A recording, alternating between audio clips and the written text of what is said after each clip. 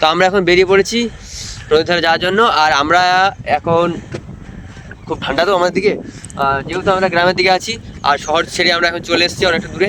So তোমরা দেখতে পাচ্ছ এই যে নদীটা, এটা দেখে দাও ক্যামেরাম্যান একটু ঘুরিয়ে, এটা তো তোমরা দেখতে পাচ্ছ। সো ওকে, হওয়ার পর আমরা এখান থেকে চলে যাব। আর দেখা যাক যখন আমরা এটা শুকনো করবো বা ছিঁচে ফেলো পুরোপুরি, তখন কি হয় তখন দেখা যাবে। আর তোমরা দেখতে পাচ্ছ আমার হাতে এখনও সেই ইঞ্জুরিটা আছে, আর পায়েও কেটে গেছে প্লাস।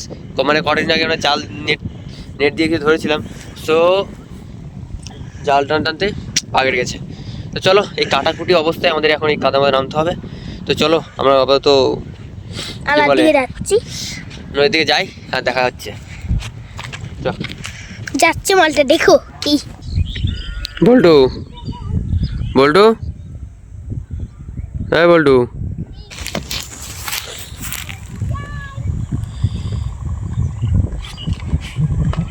আরে ভয় পাচ্ছিস কেন? আমি আছি তো। ওই ওইখানে হাঁটে হাঁটে যাবে, মাথা অব্দি যা, ওই অব্দি যা, আমি ধরে রেখেছি, যা যা যা যা যাই তো। कुछ बोलोगे आप? अरे सेल्फी मारात्मक मास्टरपिस। এই নদীটা হলো আমার, তোমার সাবাস। আমরা ওখান থেকে চলে এসেছিলাম নদীর পাশে। আর ওই পাশে তোমরা এরিয়াগুলো দেখতে পাচ্ছ, ওই পাশে এরিয়াগুলো অনেক কটা গ্রাম আছে। ওকে, আর সেই যে কর্নারটা দেখতে পাচ্ছ, ওই কর্নারটা থেকে মিনিমাম মানে ওখান থেকে আমরা এসেছি। আর ওই পাশে যে এরিয়াটা মানে ওই নদীর ওই পাশে, সো ওই পাশের এরিয়াটা হচ্ছে ওখানে গ্রাম আছে, ওখানে একটা ভালো একটা ফুটবল গ্রাউন্ড আছে।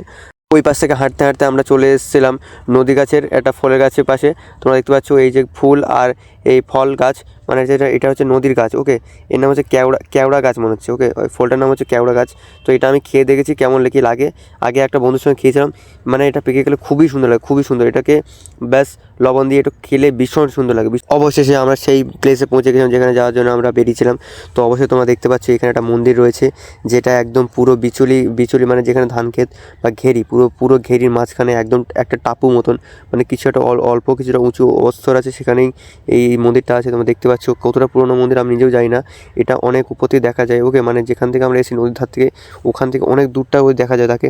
আর আজকে আমরা চলে এসেছি অনেকটা ফাইনালি এর কাছাকাছি, মানে আমি এর আগে কখনোই এর কাছাকাছি এতটা আসিনি। আর এখানে ভিতরে যেতে পারবো না, কারণ কি ওখানে অনেক পুরনো, আশা করি সবাই আমাকে বলে দেওয়ার ভিতরে না যেতে। তো তোমাদেরকে দেখাচ্ছি আমি, মানে এটা এতটাই জঙ্গলের ভিতরে যে কেউই আশেপাশে আসে না, শুধু যারা এখানকার মালিক তারা ছাড়া কেউই আসে না। তো তোমরা দেখতে পাচ্ছ মন্দিরটা কেমন কি, এতটাই পুরনো।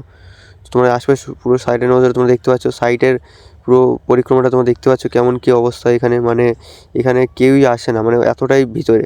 মানে আমি প্রথমবার এসেছি, আমার নিজে ভয় লাগছিলো, মানে এতটা ভিতরে এসেছিলাম বলে আমার হালকা হালকা নিজেরও ভয় লাগছিলো। তোমরা দেখতে পাচ্ছ পুরো চারিদিকে নজরটা যে কেমন কী আছে না আছে। সো তোমাদেরকে একটা নতুন জিনিস দেখালাম এক্সপ্লোরে, আর তোমরা দেখতে পাচ্ছ মন্দিরটা কেমন কি পুরনো। তো চলো আমরা আর বেশি ভিতরে যাব না। সো দেখা হচ্ছে একটা নতুন আর ট্রেজার হান্ট वाले ব্লগের সাথে।